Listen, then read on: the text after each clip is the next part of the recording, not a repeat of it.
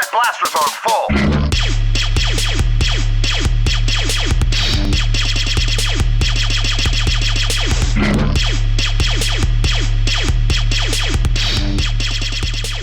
What's up guys, Gripe here, gonna review the Pacific Rim Flying Otachi figure from Neca.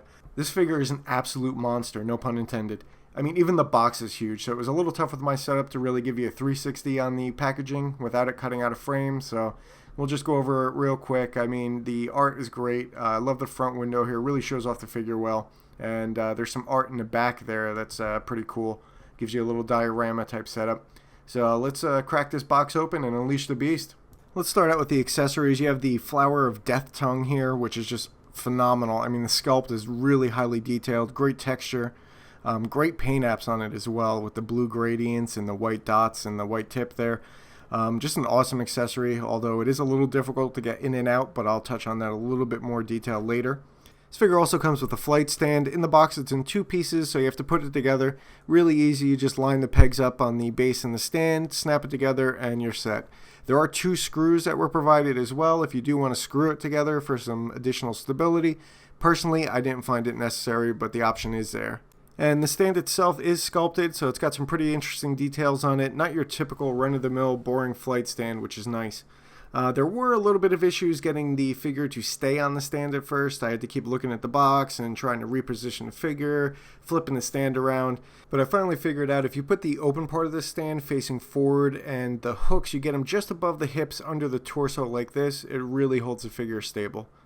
Alright, so let's check out the figure itself. So let's start with the Sculpt and Paint. Man, Neca killed it on this figure. I love these translucent wings, have a great leather texture sculpted into them. Love the green veins on there. Nice gradient from a light green to a brown, almost orangish color up top. Look at the detail on these arms. And if you take a look at the head, you see all the detail that went into this. You got the nice detail. Everything is sculpted on those antenna things above the nose. The nose is sculpted really nice. You pop it open, you see all the little bumps in the throat and the tongue and the creases. I really like the paint. You get some nice blue paint on there. And if you flip it over, you look at the back, this is probably my favorite part of the sculpt. There's just detail everywhere. Every scale has little ridges and textures. Great paint on it. Black wash just makes all the scales pop. You got the nice little white, bluish white paint on the little circles along the spine.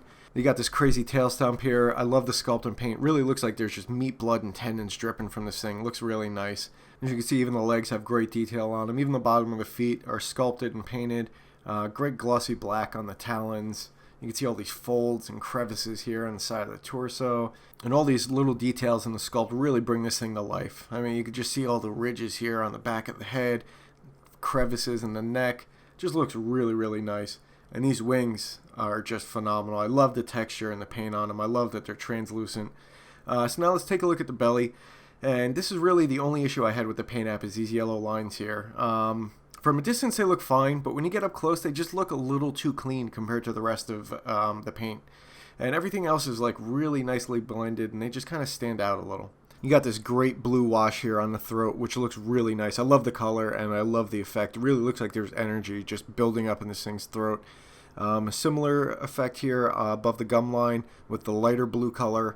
It also looks really nice. Looks like there's just blood dripping out of this thing's mouth. Looks like it's a savage. You can see it on this side as well. And if we take a look at these wounds here on the underside, these are great as well. These are all sculpted and painted, and there's great paint detail in there with the different blues and the whites mixed in. Looks really nice. So overall, this figure has just killer paint and sculpt. I really love it. I think Neca did a great job on this. So now let's check out the articulation. So the head goes up about that far and goes down about that far. It does have a little bit of side to side, as you can see here. And does rotate a decent amount to the left and to the right. It's a little limited by the sculpt though. Jaws are articulated, they open up about that wide, and they do swivel up about that far and down about that far. Now the neck here also has some pretty decent articulation.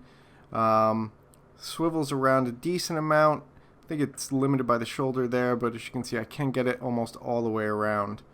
So that's nice.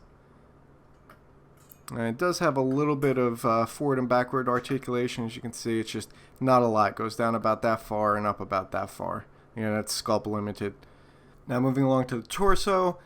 There is a little bit of a, I guess you can call it ab crunch. There's not a lot. As you can see, it goes up about that far, and goes down a little bit like that. It's a little tough to stay though because of the weight of the rest of the sculpt. Can turn it a decent amount. Let me just get everything out of the way here, and you can see I can swivel it around. You can pretty much get it all the way around. I don't know why you'd want to, but it's there if you want it, as you can see there. The ridges on the spine hitting the stomach do limit it though. The hands are articulated. I think they're on a ball joint. You can swivel them pretty much all the way around until the thumb hits the wing. You can get them up a little bit, down just a little bit. If you move it a little bit more, you can get some more range of motion. You get them down that far and up that far. Now check out the elbows. They do rotate almost all the way around. They do hit right there, so you can't get them completely around. The extension, they go down about that far and up about that far. It's a wing, so you're not really going to get a huge amount anyway. But it's a decent amount to get some nice poses out of them. Now we'll check out the shoulders. Again, not a huge amount of movement. You can see they go down about that far and up about that far. That's about it. There's not a lot of outward movement on them. You can still get some decent posability, and you can swivel them just about all the way around. Actually, you can get them all the way around, which is nice, although again, that's something I don't know if you're really going to use when you're posing them. And you can get a bit of a flapping action out of them, which is pretty nice if you want to do stop motion or something like that. You can see they go out and in about that far. Now we'll check out the hips. Again, not a huge amount of movement. They go out about that far, in about that far. They do swivel all the way around once you kind of get the wing out of the way here. You can see they go just about all the way around. So that's about what you're limited to as far as the hips go. You do have calf swivel here, and swivels completely around. Knee extends completely straight and bends to just under 90 degrees about that far. The ankles are articulated as well. They go up about that high and down about that far. They do rotate completely around, and there is just a little bit of swivel here. You can see it's just a few degrees that you'll get either direction. And last but not least, we have the tail stump, which is articulated as well. It's on a ball joint, so it does swivel completely around like this. And because it's on a ball, you can kind of position it anywhere on that angle, which is pretty cool. All in all, I have to say it's a great figure. The Sculpt and Paint are really killer on this thing. With a lot of points of articulation, not every joint moves that far, but you still get some great poses. You know, this thing is huge, and it looks really good on the shelf. And just a little tip, make sure you hit the tongue with a hairdryer before you try to take it out the first time. I ended up ripping my thumbs up pretty bad trying to take it out, but once I got the hairdryer on there, it came out pretty easy. Alright guys, hope you enjoyed it. Set blasters on full.